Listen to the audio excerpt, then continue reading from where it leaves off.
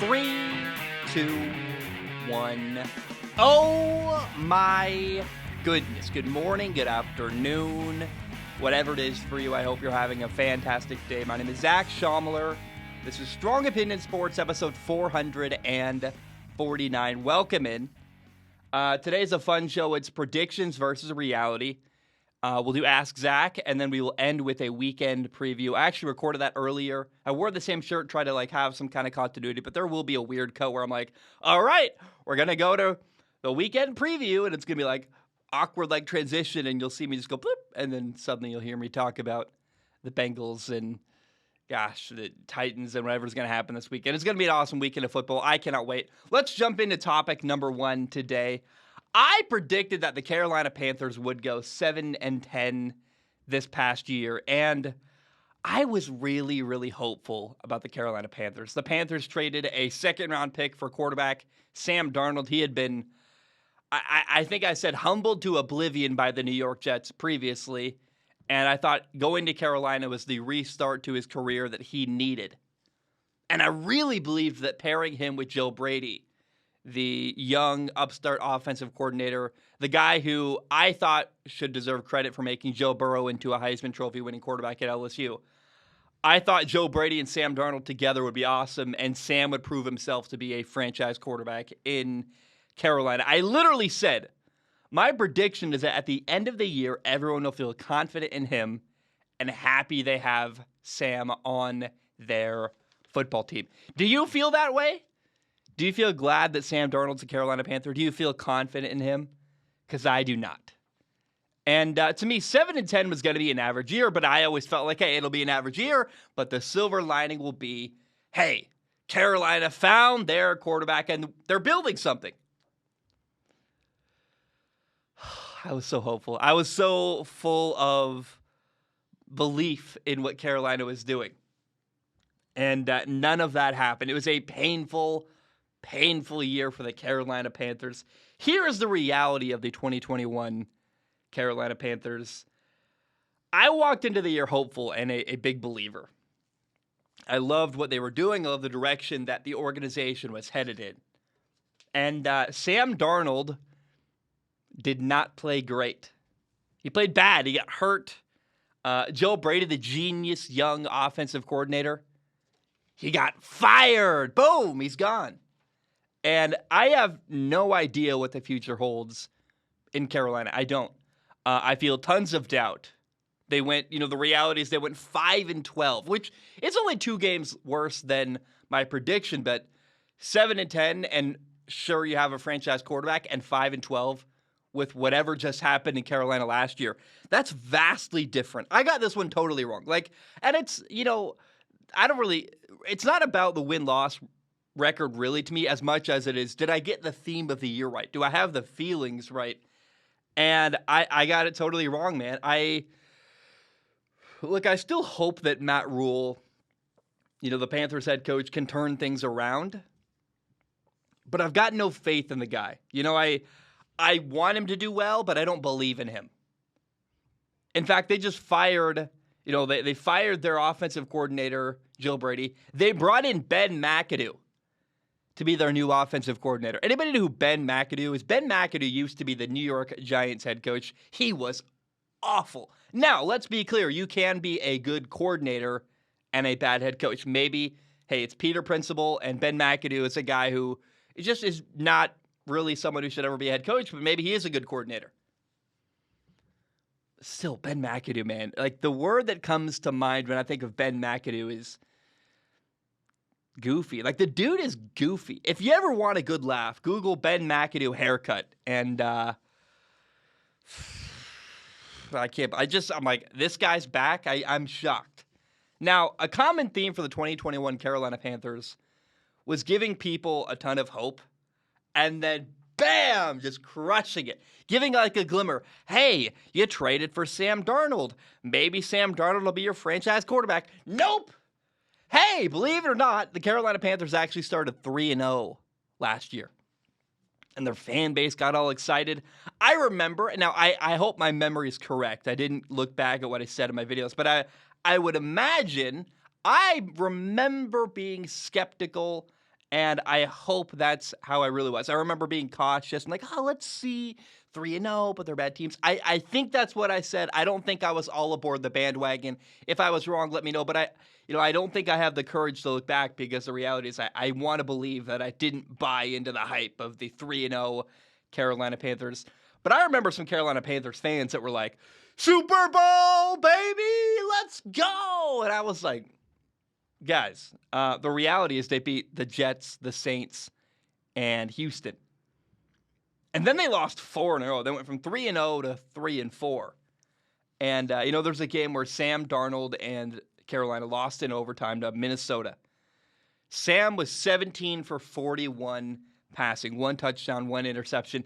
You can't lose a game 34-28 in overtime where your quarterback has like a 48% completion percentage, something like that. Like something just awful.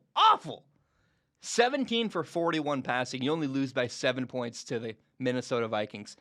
Then you realize, we have a quarterback problem. Now, probably the highlight of the year was Week 10, where, Sam Darnold was hurt, and the Panthers made this wacky move. When Matt Rule first got hired, one of the first things he did was, Luke Kuechly left, and, he retired. Greg Olsen didn't come back, and they said, hey, Cam, we're going to let you go. Cam Newton, our franchise quarterback, long time in Carolina.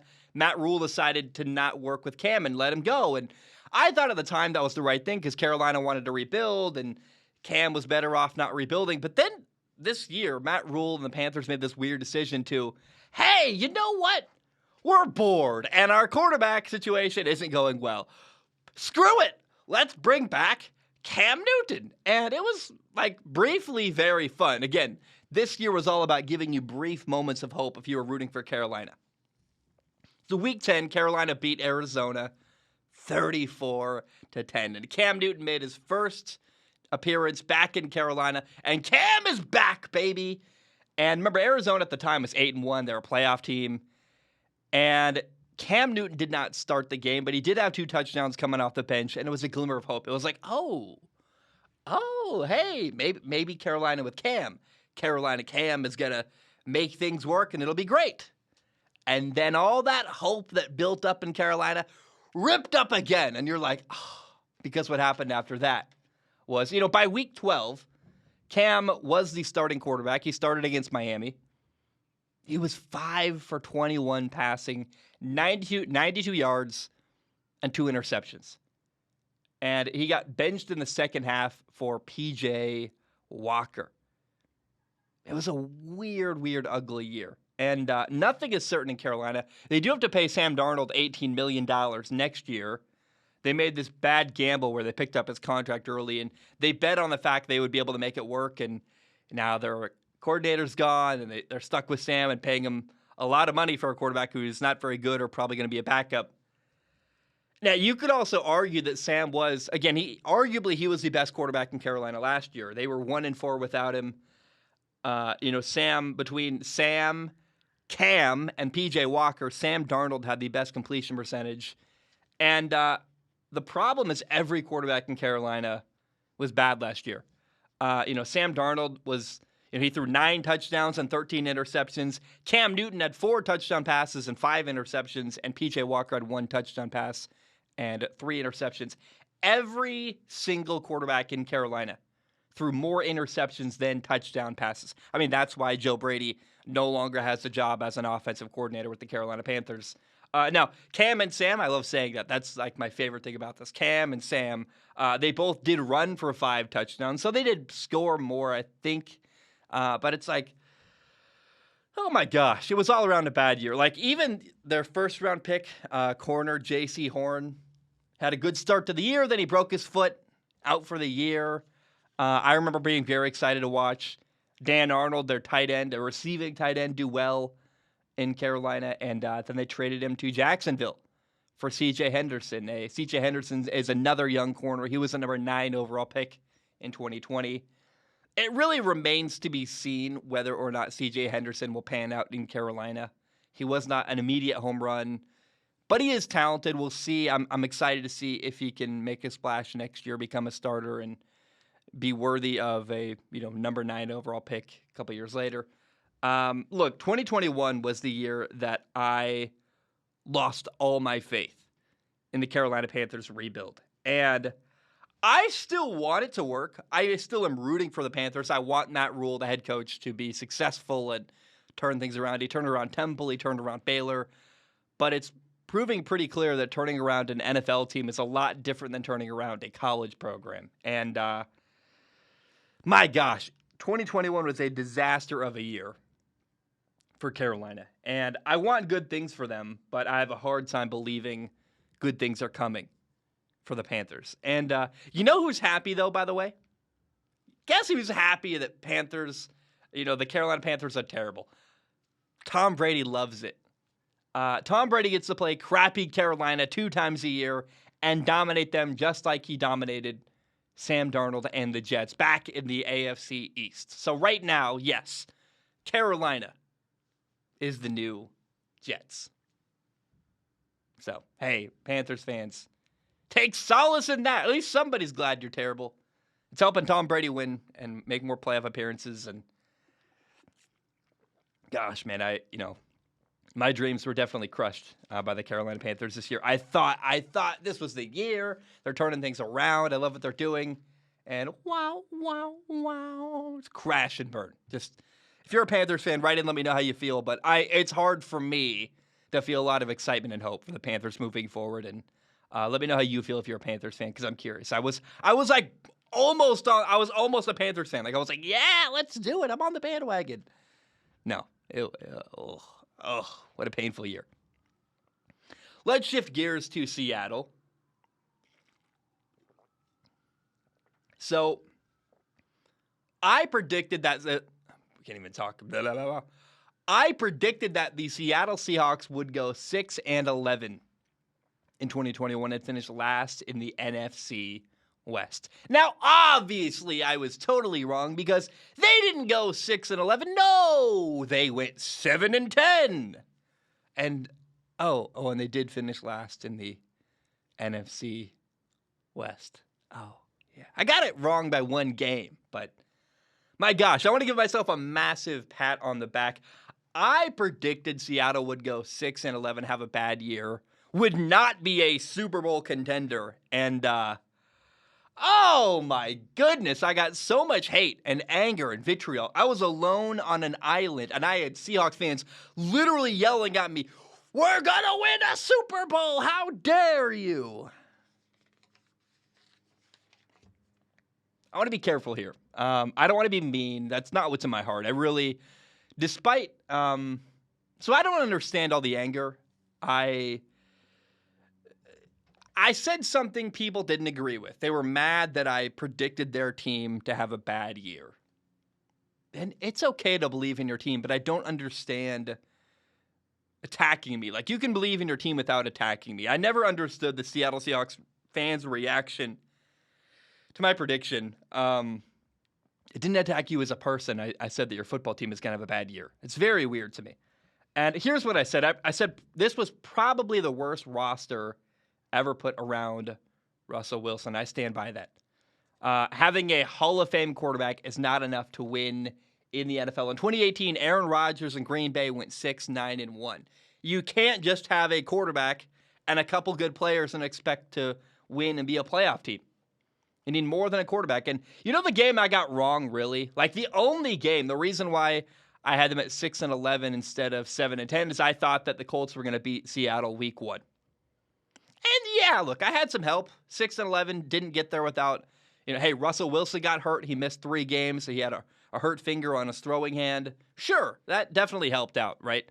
And they went 1-2 without him. They beat Pittsburgh and New Orleans. Sorry, they lost to Pittsburgh and New Orleans, and they beat Jacksonville without Russell Wilson. It was 31-7, something like that, with Geno Smith at quarterback. So, to me, I think even with the injury, which a lot of people are like, you were only right because of the injury. And you can believe whatever you want. In my opinion, I was 1,000% right about Seattle because the point in predicting them going 6-11 was that this is not a good football team. They weren't going to make the playoffs. They were going to have a bad year. The overall theme of the year, nailed it. Totally right. Seattle's a lot closer to the Jets or Atlanta than they are to Kansas City or Green Bay. They've got like 5 good players in Seattle. They've got Russell Wilson, they've got DK Metcalf, Tyler Lockett, Bobby Wagner, and Jamal Adams. That's it. Like that, how many players really are you like, oh, hell yeah, I love this guy in Seattle? And I think it's totally inappropriate the way Russ Wilson is expected to carry the roster and carry this team in Seattle. By the way, even with Russ playing, they still lost to Taylor Heineke and Washington. They still lost to the Bears with Nick Foles at quarterback. Like, don't tell me, oh, we're such a good team. You lost to the Bears with Nick Foles. Sorry, I'm not that convinced. And to me, the point is made that having a couple talented players does not mean you have a good football team. And I think actually instead of attacking people like me who are critical of their team, Seattle fans need to use their energy to demand better from the front office. Like if I'm a Seahawks fan, I'm like, hey guys, why are we yelling at this guy? Can we yell at our front office and say, hey, can we finally build an offensive line? Can we build a defensive line? Seattle has a Hall of Fame quarterback, Russell Wilson, and it feels like their fan base takes him for granted because they've been wasting the prime of his career. And I don't know how you can defend that. Like, if you really love something, what you should do is demand more from it. I always say all the time, like, one of my favorite companies is Nintendo, and they made this game console called the Wii U that was awful. Like, I'm not buying this garbage. I love Nintendo games. I love Mario. I love Zelda. I love all this stuff. I love Metroid. But I'm like, I'm not buying this piece of crap. Like, I'm going to vote with my wallet, and because I believe in them, because I want good from Nintendo, I'm not going to support them when they do bad stuff. How can you support what's going on in Seattle? Again, if you're a Seahawks fan, maybe once in your lifetime, you're going to have a quarterback like Russell Wilson lead your football team. And you're wasting the best years of his career. I don't even know how, that's debatable. You got Russ at quarterback. You should not have a losing record. You shouldn't be last in your division. Sure, the NFC West is loaded, but hey, Seattle has the best quarterback in the division. And then also the worst football team. Demand more from your football team. That's what I'm saying here. You got to demand more from your organization, Seattle fans. And by the way, what if you lost Russ? What would you have then? I was totally right about the 2021 Seattle Seahawks. The point isn't to get it. I mean, I'd love to be like, hey, I predicted 7-10, they went 7-10. 6-11. The point is that they're a bad football team. They had a bad year. And if anything, if the silver lining is anything in Seattle this year, it's that maybe, hopefully, changes are coming. And I think they're going to hold on to Russell Wilson. They, so far, have decided to not fire Pete Carroll. Black Monday came and went. It's been a week now. It's like, well, yeah, it seems like you're just going to stick with him, which is interesting and exciting to me. I don't think Pete Carroll overnight suddenly became a bad football coach, right? They just need to build a better roster. And the most important thing, build the offensive line and build the defensive line. You win football games up front at the line of scrimmage. And, man, by the way, having a weaker secondary gets massively helped by having a good defensive line that gets pressure on a quarterback. Because if you're getting pressure on a quarterback with a 4-man rush, they got to get the ball out of their hands very, very quickly. And unfortunately, I don't know the path to building a good defensive line in Seattle. I don't know the path to really bolstering their offensive line. But something has to change. And hopefully this bad year in Seattle, 7-10, is the kind of wake-up call that's needed in Seattle for them to go, oh, yeah, we shouldn't be going 7-10. We shouldn't be last in our division. We got to make changes to our roster so that we don't waste the best years of Russell Wilson's career. All right. Let's shift gears to Detroit. I predicted that the Detroit Lions would go 3-14 in 2020 and 2021, excuse me. And I basically nailed it. The reality is that Detroit went 3-13-1. So I didn't predict the tie, which if I had the foresight, I'm never going to predict a tie. So I basically nailed it. And in spite of getting the win-loss record basically right on point, I did dramatically changed my opinion on Lions quarterback Jared Goff this year. We'll circle back to that. But going into the year, I felt actually kind of bad predicting a 3-win season for Detroit because I really like the coaching staff. I like what they're doing. I like the direction that this franchise is headed. I love Anthony Lynn, their offensive coordinator. Again, the direction in general the Lions are headed. I loved and still do love their new head coach, Dan Campbell.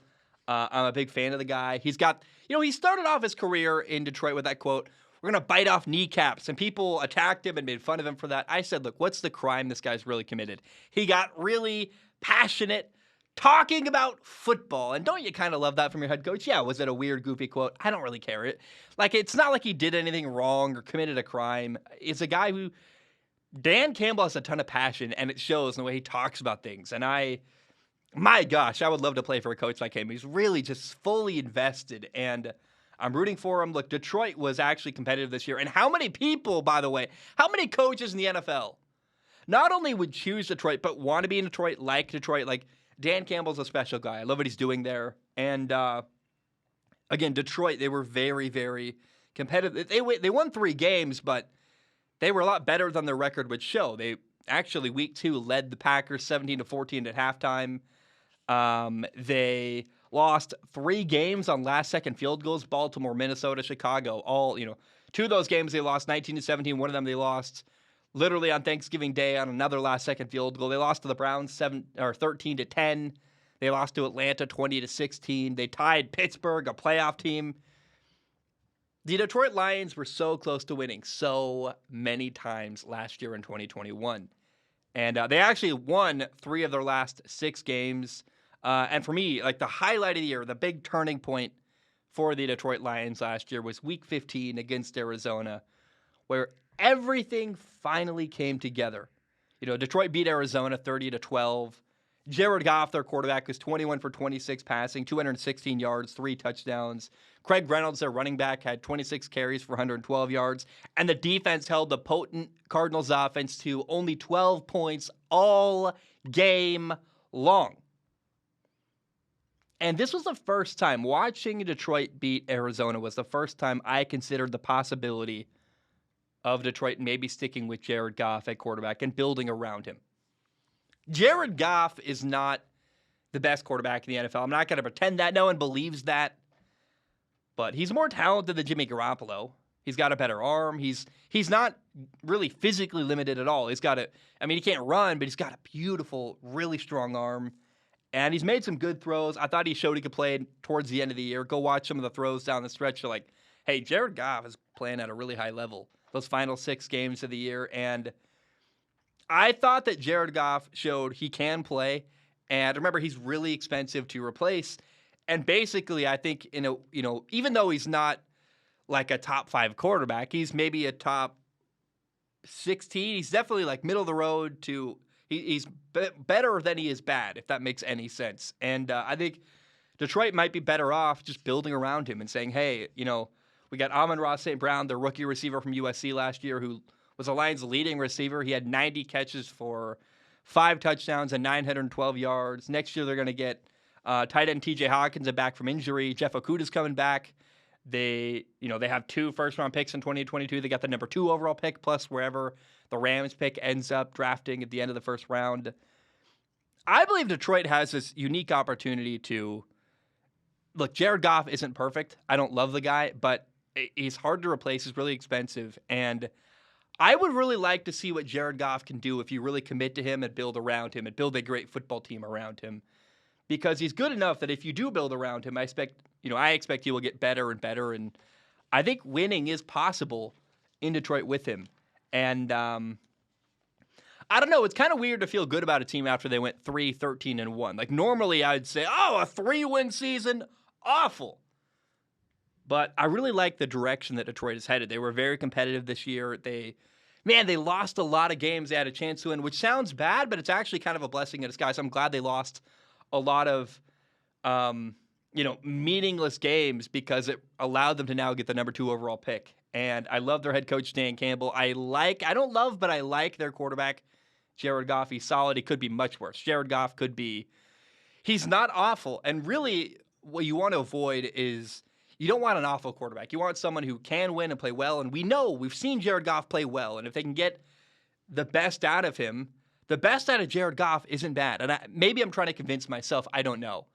But I think Detroit has got this unique position to build their roster with good draft picks coming up. And I don't know, man. I thought for the longest time, I was like, draft Malik Willis, build, but I think honestly, the best move for Detroit right now is build around Jared Goff. He's so expensive to get rid of, and he's good enough that I'm like, look, I'm here for it. Let's see it happen. Let's see Detroit invest in Jared Goff, build around him, and I feel weirdly optimistic about the Detroit Lions, and I normally would not feel good about a team after they had a 3-13 and 1 season, but the Lions, man, the direction they're headed is really compelling, and I'm actually very excited for the future in Detroit. I'm so very much rooting for Dan Campbell. Like, I remember before the Cleveland Browns won a playoff game, they were the team that was like the little engine that could, that I was just like, man, can Cleveland please, for the love of anything, figure out how to be good and win a playoff game? Then they won a playoff game, and all my energy towards hoping Cleveland could be good again kind of got evaporated. I'm like, well, hey, they had their moment. And all that energy wanting, the little engine that could in Cleveland to do well, all that energy wanting a bad team to turn good is now shifted for Detroit to me, where I'm like, can Detroit please figure it out? It's been so long, and I really, really want to see the Detroit Lions be good and make it work. And I think, in my mind, the way to do that is to keep building your football team, build your offensive line, build your defensive line, and invest in Jared Goff's career, build around Jared Goff, and see if you can win with him. Because I truly believe that if you can build a great football team around him, continue to give him good coaching, the best out of Jared Goff is pretty dang good, and that is achievable. So I feel optimistic in a weird way about the Detroit Lions. All right. Man, this one's going to be fun. Let's talk about the Giants. For the New York Giants, 2021 was a bad year, but a necessary and important bad year. So I predicted the Giants would go 4-13 in 2021, and that is exactly what happened. I nailed it. The reality is that the New York Giants went exactly 4-13 in 2021. And during my prediction segment, I rambled on and on and on about how I hated the way this football team was built because the Giants had a bad offensive line and a bad quarterback. And my main problem with the Giants was I said, hopefully after this year, Dave Gettleman will no longer be the Giants' general manager. And, hey, that's what happened. The Giants fired their head coach, Joe Judge, and their GM, Dave Gettleman, was allowed to retire. They let him leave in a respectful way. Instead of firing him, they let him leave with dignity. Now, they actually just hired a new GM with the New York Giants, Joe Schoen, who was the assistant GM in Buffalo. And look, 2021 was an embarrassing year for Giants fans. Their offense was second to last in the NFL. Their defense was actually not terrible. They were mediocre. And given how bad the offense was, I thought the Giants defense played pretty well. And if you looked at one side of the football and said, hey, that was, there's a lot of things to feel good about on the defensive side of the football for the Giants. Now, the big problem in New York, not only the offensive line, but the quarterback. The Giants had 3 different quarterbacks start for them this year: Mike Glennon, Daniel Jones, and Jake Fromm. Those 3 quarterbacks combined to throw 15 touchdown passes and 20 interceptions in 2021. In basically every game this year, the other team had a better quarterback than the Giants in 2021. And again, while it was a painful year last year, this past year, whatever you want to call it, it did lead to changes in New York. And so getting a new GM, having a new coach on the way, probably getting a new quarterback to replace Daniel Jones, or whatever that looks like, whether you trade your 5th and 7th overall pick for a guy like Russell Wilson or Deshaun Watson, or you draft somebody, maybe Malik Willis, or you trade for Jimmy Garoppolo and draft Malik Willis. Whatever you do there, I think there's a lot of options at quarterback for the New York Giants other than Daniel Jones. I would keep Daniel Jones. Hey, why not bring him in, let him compete in training camp? But man, the Giants have a ways to go, but I think when I look back on 2021 for the New York Giants, it will be a year that I hope their fan base is always grateful for, because it finally pushed ownership to make a change and say, hey, we can't be stagnant anymore.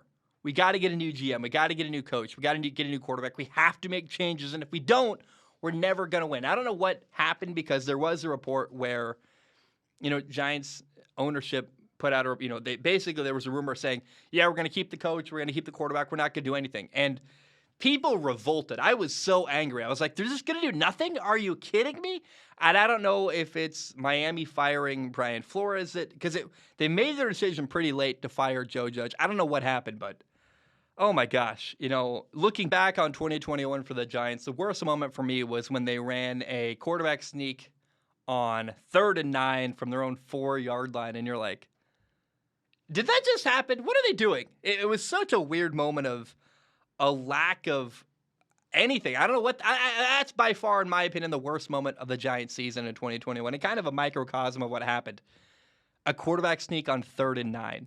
Final game of the year with Jake Fromm. I'm curious, please write in, what were the best and worst moments in your Giant fandom this past year in 2021? I'm curious what Giants fans will have to say. New York sports fans are, oh my gosh, I love you guys. I think it's my favorite group of humans in the sports world. You guys are passionate, you guys are angry, and truly one of a kind. Nobody hates the New York Giants quite like a New York Giants fan.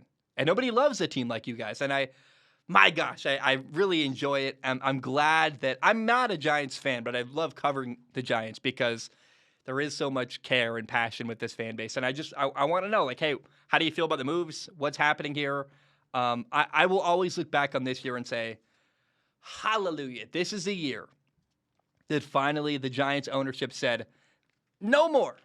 We got to make a change and make stuff happen because we are tired of being just a mediocre franchise in the NFL. And for that, it's kind of like, I hate to make this reference. I was watching Pete Davidson last night talking about Ariana Grande, and he was talking about how, there's that song, Thank You Next, where she goes, for Pete, I'm so thankful, whatever. And she goes, I'm thankful for my ex, right? It's looking back on how, even though the past stuff may not have all been good, it really shaped who you are. I think that's exactly how. The same way Ariana Grande looks back on Pete Davidson in the song, Thank You Next. What is this show? What's happening? I think that's exactly how Giants fans will feel about the 2021 season. It's a year that was very negative, but it was a necessary year of growth that I think was the only way forward for Giants fans to possibly be the catalyst to make changes happen. And for that, I will always be grateful for the 2021 season for the New York Giants. A painful one, a bad one, a horrible, ugly one, but a necessary one in order for change to happen for the New York Giants. Man, I just made a Thank You Next reference, and I listened to that song for the first time ever. I mean, I'm sure I'd heard it before, but I didn't really know the song until last night. I was watching a Pete Davidson rant. He was talking to Ariana Grande, and my gosh, Pete Davidson is so respectful. He was talking about Ariana and ending their relationship, but he goes, hey, don't clap. Clapping makes it feel like you, agree, and it's some weird, rap, what's the rap feud stuff. He's like, just laugh at the jokes. We're having a good time, but don't clap like you agree. Just laugh at it. We're having fun here. I thought that was really a weird, respectful moment, and a lot of self-awareness from Pete Davidson, who, I don't know how you could possibly hate Pete Davidson. I just really, oh my gosh, what an interesting, weird, awesome MFer. It's time for Ask Zach. In case you do not know what that is, it's my favorite part of the show. It's where I read questions from the audience on Patreon. In case you do not know how it works, go to patreon.com/Zach Schomler. You give $1 a month. Please do.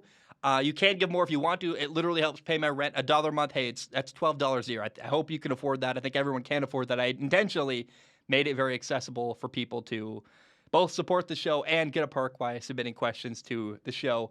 Now, $1 a month gives you access to submit questions on Patreon. Now, if you submit a question, I do not guarantee to read your question on the show. My only guarantee is I look at every single write-in with my eyeballs. I pick the top couple to read on the show. Question number 1 today. I'm going to read 2 in a row to start. So David and Patrick both wrote in about a similar topic. Rather than pick one, I'll read both because I think I have a slightly different angle. It's worth reading. David says, and by the way, a lot of people wrote in about this, but these were the 2 that I thought were the most interesting to respond to. David said, hey, Zach, how safe do you think Daniel Jones' career is after the Giants made changes at the GM and head coaching position? Will it depend on if they can get an offensive-minded head coach that will try to develop Daniel Jones, Or do you think that the Giants will try to go for a different quarterback? Which available current quarterback or upcoming draftees do you think would work in New York? So that's David. And then Patrick says, hi, Zach. Do you think the Giants should give Daniel Jones one more shot at becoming their franchise quarterback under a new coach, or should they move on now and develop someone new? And who could that be? So what will happen to Daniel Jones? If not Daniel Jones, what should they do at quarterback? I would keep Daniel Jones in the organization. I don't see any reason to completely get rid of him. Keep him, let him compete in camp. If maybe he does work. I don't know. But you have to get another option, I think, to compete against Daniel Jones in training camp. And you got the number 5 and the number 7 overall pick. Maybe you can trade both of them for a quarterback like Russell Wilson or Deshaun Watson. That's the dream scenario. Getting as much as Deshaun Watson off the field very much disturbs me, he's an amazing quarterback. And if you can make that trade, I don't like that, but that sounds like a very beneficial trade for the Giants, assuming that the legal stuff can work out. Another great option, I think the one that no one's talking about, is trading for a guy like Jimmy Garoppolo appears to be available.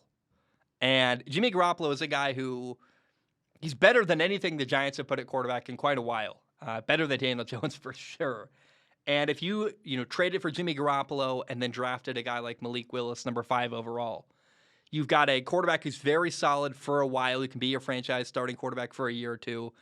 And then you got this really raw, exciting, young, talented young guy, Malik Willis, there's no pressure. He's got Jimmy Garoppolo there.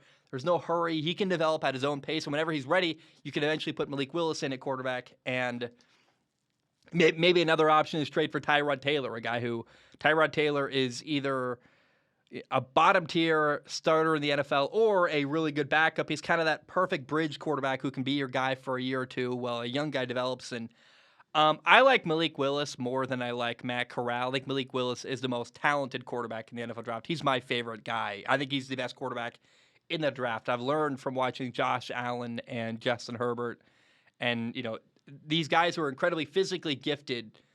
That's the kind of person I want to coach. I'm like, hey, look, I love the person he is. I like his work ethic, and he can do stuff with a football that other quarterbacks in this draft class simply cannot do. So if I am a Giants fan, I am lobbying for my team to draft Malik Willis, the quarterback out of Liberty. Get a guy like Jimmy Garoppolo to mentor him, plus a young guy. That's what I would do with the Giants quarterback situation. But I see no reason to get rid of Daniel Jones. Let him compete in camp, bring him in.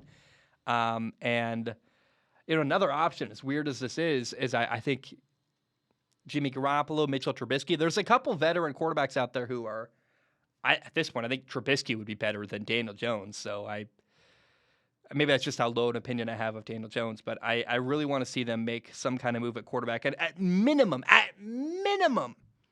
bring in a Tyrod Taylor, a Daniel Jones, Tyrod Taylor, a Mitchell Trubisky, or a Jimmy Garoppolo, someone to compete with Daniel Jones in training camp. And I think Jimmy Garoppolo is an instant upgrade at quarterback for the New York Giants next year. Hamburglar writes in, I love that name, says, hi, Zach. If I recall correctly, you nailed your Seattle win-loss prediction. Do you think they will or should run it back with Pete and Russ? If so, what can make them competitive for a playoff spot? Looking back instead of forward, what do you think was one bright spot for this season for each of these teams, something that fans could feel good about and hope to see more of next year? So I'll answer both of those, actually. Pete Carroll. So obviously Russell Wilson's amazing. He's a Hall of Fame quarterback. He's outstanding. Now, Pete Carroll did not suddenly overnight become an awful football coach. Pete is a good football coach. He needs a good team to coach, though. And really, in my opinion, number one priority in Seattle is to build your offensive line. It is a shame and a disgrace to have a Hall of Fame quarterback like Russ and not have a good offensive line. It cannot happen. You're wasting the best years of his career. I've been saying it for years and years and years. But then after you fix the offensive line, the next move, the way to really bolster your defense is to build your defensive line, something that's not been good for a long time in Seattle. It makes your secondary way better if you can get after the quarterback with a 4-man rush. And so, look, I think rather than – I don't know that firing Pete Carroll is the answer, but you got to build your football team. It's not about coaching as much as it is the front office moves have to be better. You have to build a good roster in Seattle. And if you don't do that, Pete Carroll's never going to win with this football team. Now, the Lions, Panthers, Seattle, and New York Giants. What's something positive from each of their seasons I can think of? For the Lions, they got the number 2 overall pick. Good for them. That's awesome. For the Panthers, I think nothing, man. I can't think of anything good about the Carolina Panthers year last year. They, maybe C.G. Henderson was a trade that'll work out. They got a number 9 overall pick. I mean, their first round pick got hurt. Their franchise quarterback, Sam Darnold, didn't pan out. They fired their offensive coordinator. They were 5-12. They were horrible. Like, I don't think anything. I wish I could think of a silver lining in Carolina, but I really can't. I lost all faith in what's going on in Carolina. For Seattle, silver lining, they still have Russell Wilson. Good for them. And for the Giants, like, they do have 2 top 10 picks. Plus, hey, changes are coming. If anything, like, the silver lining for the Giants fans is that for once, finally, they're making moves and making changes to get better as a football team. And that feels like manna from heaven if you are a New York Giants fan. Sean writes in, he says, man, your initial Seattle Seahawks prediction that upset so many people was only 1 game off. Booyah! I think I nailed it, man. It wasn't about the win-loss record so much as this is a bad football team. And I will never understand all the anger and vitriol from people. Like, and look, I get it. It comes with the territory. It's part of my job. If you put stuff publicly out there, people are going to crap all over you, right? But I'm so glad, it's really easy to let criticism and anger roll right off your back when you're talking about a football team. I can't imagine if I talked about real world issues and was talking about politics or think of anything actually meaningful in the world. Like, football is an escape. It's entertainment. If you want to be mad at me and really, really attack me on social media because I said something about entertainment, about football, I can live with that. What I really would have a hard time with, I think, is people being super angry with me talking about stuff I really life change or something deeply meaningful. And that would be a lot harder for me. So I could never do politics, man. Oh my gosh. I think actually people are more negative in football because they think it doesn't matter. There's kind of this level of, oh, who cares? Let's just crap all over this guy on YouTube. I think there is kind of that, but I don't know. It's pretty easy to swallow when you're talking about football. Carter writes in and says, for the Lions, what was the best, Carter says, for the Lions, was this the best year possible? The team fought hard every game, kept games close that probably shouldn't have been close, beat a playoff team, tied another team, and still came away with the number 2 overall pick. They actually beat 2 playoff teams, but Jordan Love played quarterback the second half, so it doesn't count. I thought Detroit showed promise. They were competitive. They were close. They almost won a couple games. And they lost some meaningless games that if they'd won those games wouldn't have mattered. They would have a mediocre pick. But by losing those close games, being competitive but not winning, it led to them getting a number 2 overall pick out of it. So another really good opportunity to keep building their football team. Carter, I think it worked out perfectly for Detroit, which is weird to say, but I'm excited about the future of the Detroit Lions moving forward. Raphael writes in and says, hey, Zach, question about the Giants, but that could be asked about most teams discussed today. Which core championship caliber players do you believe the Giants have on their roster right now, if any? I struggle to think of one. I agree with their statement that you seem liberated since you canceled your engagement. It shows on screen. Wish you the best. I'm doing pretty good. I'm really excited. I don't know the roster that well with the Giants, but I picked 10 players that I would, if I was a general manager in New York, I'd be like, I like these 10 players. I'm going to keep them and build around them. Number 1 is Saquon Barkley. Saquon Barkley, the running back. A lot of people are like, oh, Saquon's terribly had a bad year. I think a Saquon Barkley draft pick, by the way, horrible. They should never have drafted Saquon Barkley, number 2 overall, when they did. Awful pick. But he's still a good player. What happened last year? He was coming off of an injury and had a bad offensive line. If you're a running back and you have a bad offensive line, you're not going to do well. That's why I criticized drafting him when you did, because he's a player who's dependent on other people to succeed. But Saquon's still a very, very talented player, and he'll be 2 years removed from his injury next year, and that's going to be awesome. I think he's going to have a good year next year, and I like Saquon Barkley. Kadarius Toney at receiver. Awesome. Explosive. Young guy. Really like him. Safety Xavier McKinney is awesome. I like him. I also like Logan Ryan. The Giants have 2 really good, exciting safeties. Linebacker Azeez Ojulari he was an awesome rookie last year. I believe out of Georgia, had some good stuff. Azeez Ojulari. There's another linebacker like Tay Crowder. He led the team in tackles. He's awesome. I keep him and build around him. Defensive end Leonard Williams is a little bit overpaid in my opinion, but he's still a good player. I keep him. Sterling Shepard at receiver, awesome. Corner Adoree Jackson, I like him. Let's see, that's 1, 2, 3, 4, 5, 6, 7, 8, 9. Oh, and then left tackle Andrew Thomas. I thought he finished the year well and is starting to really, despite a slow start to his career, is finally starting to show promise. And I like Andrew Thomas, the left tackle. So I think most of the good stuff is on the Giants defense, but I think you got a good running back, you got 2 good receivers, you got 2 good safeties, a good corner, good linebackers at the end. I don't think the Giants are that far, especially on defense. I'm having a good defense. If they hire a guy like Brian Flores, like, oh my gosh, this team could be good pretty quickly. So, yeah, Raphael, I love you, man. You're a bit dramatic to say I can't think of anything good to keep on the Giants roster. Like, they have at least 10 good players that I would build around and keep. And I don't know. I want to see them get a good coach that can really take advantage of those players on defense because they've got some talent there, man. They really do. But for the love of God, I mean, they just need a quarterback so badly. Where is Brian Flores going to end up? Is he going to be a head coach again? That's what I want to know. Is Brian Flores going to be head coach again immediately next year? That would be very, very interesting. Final question of the day. Nathan writes in and says, Dan Campbell has to be one of my favorite coaches. His attitude is awesome. He ran the team pretty well, even though they went 3-13-1 and had a pretty bad roster, and kept the spirits alive in Detroit. Do you think Campbell will have a good career? Do you think it could be Jim Caldwell? How long do you think Campbell will keep Jared Goff? Also, do you think Dan Campbell was the best rookie coach this year? Keep up the good work, Zach. Was he the best rookie coach? Look, Nick Sirianni made the playoffs in Philadelphia in year 1. It's hard to say that Dan Campbell is better than that when Dan Campbell went 3-13-1. But Dan Campbell, I love the guy. He actually likes Detroit. And to have a coach in Detroit that wants to be there and chose them and invests in them, awesome. I love that for the city. Will Detroit ownership screw him over? As you put it, Jim Caldwell him. Who knows? I hope not. But do you really trust ownership in Detroit? I don't. Dan Campbell's one of the most positive things in a long time. He's a coach that players want to play for. They like him. They fight hard for him. So I love Dan Campbell. I'm rooting for him.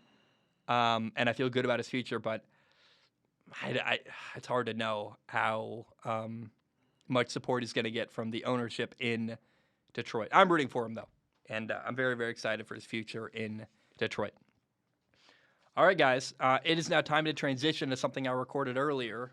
I was wearing the same shirt, so it should be a little bit seamless. But let's now shift gears to a weekend preview and talk about the NFL divisional round of the playoffs. Enjoy that segment now. This weekend is the divisional round of the NFL playoffs. I believe it is going to be an amazing, amazing weekend. Now, let's be very honest here. I don't have any predictions to make. It's kind of weird.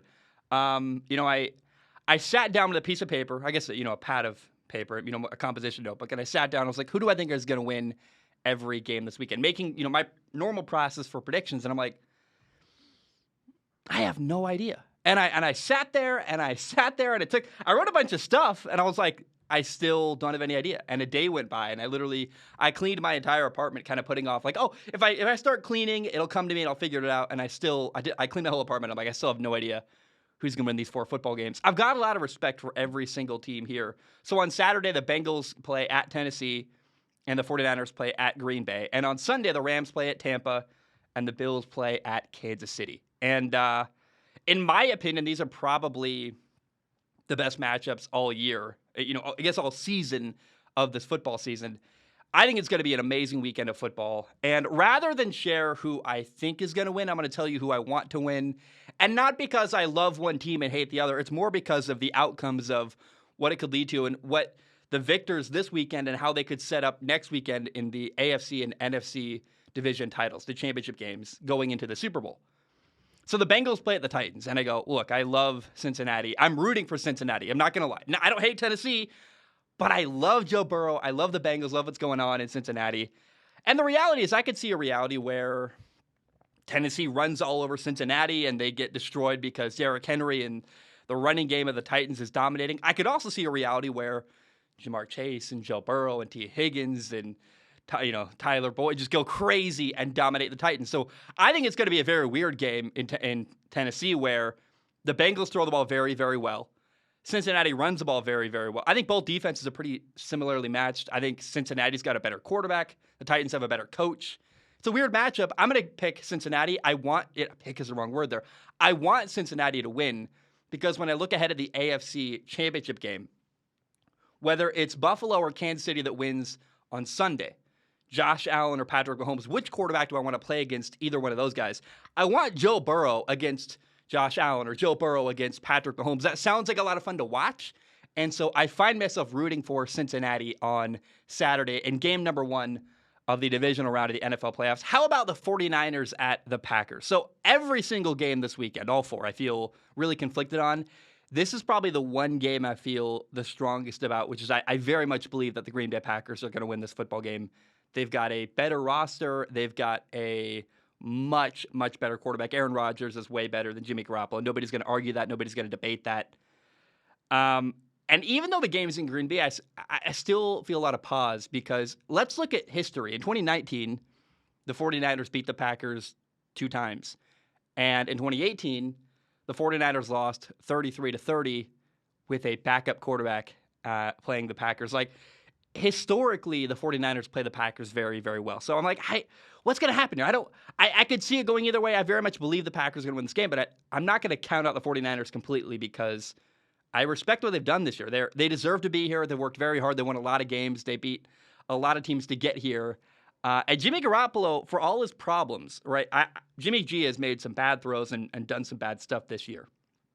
But he's also made some good throws. And at certain critical moments, he's played very well. So I'm like, I really don't know. I think that 8 out of the 10 times the Packers beat the 49ers. But there always is a shot the 49ers could beat Green Bay. And I want the Packers to win because the optimal outcome for the NFC title game, in my opinion, I really, really, really want Tom Brady to play against Aaron Rodgers in the NFC Championship game. But think about this for a second. So on Sunday, the Rams play at Tampa. Here are the potential quarterback matchups for the NFC Championship game. They're kind of wild. You have either Aaron Rodgers against Matthew Stafford. Matthew Stafford's a former Lions quarterback playing against a quarterback who's played a lot and lost to Aaron Rodgers. Or you could have Jimmy Garoppolo. If the 49ers win and Tampa wins, then you got Jimmy Garoppolo against his former mentor, Tom Brady. Imagine Tom Brady playing against his backup to get into the Super Bowl. That's crazy. That's fun. There's a good storyline there. If the Rams and 49ers both win, which would be crazy, but that's possible, that would also be interesting. There's a lot of beef between these two teams, and they've played each other. This would be the 3rd time the Rams and 49ers have played each other this year. And remember, in Week 18, the 49ers beat the Rams to get into the playoffs at all. And so, oh my gosh, it's great. Now, to me, the best possible outcome is Tom Brady against Aaron Rodgers, these two Hall of Fame legendary quarterbacks duking it out to get into the Super Bowl. But I'm rooting for Aaron Rodgers and Tom Brady. Not because I hate the 49ers and I hate the Rams. I think the Rams are going to really, really compete with Tampa. I think the Rams have, Jalen Ramsey, Von Miller, Aaron Donald. Like, they have people that could make Tom Brady's life hell, frankly. I mean, you got an injured offensive line potentially in Tampa against a really, really good Rams defensive line. And Jalen Ramsey, who could I would not be shocked if Jalen Ramsey just followed Mike Evans around all day. And I think it's very possible we see a lot of, a struggling from Tampa's offense. How much do you trust Matthew Stafford? Matthew Stafford won a game where he was 13 for 17 last week and barely, they ran the ball very, very heavily. They didn't throw the ball very much.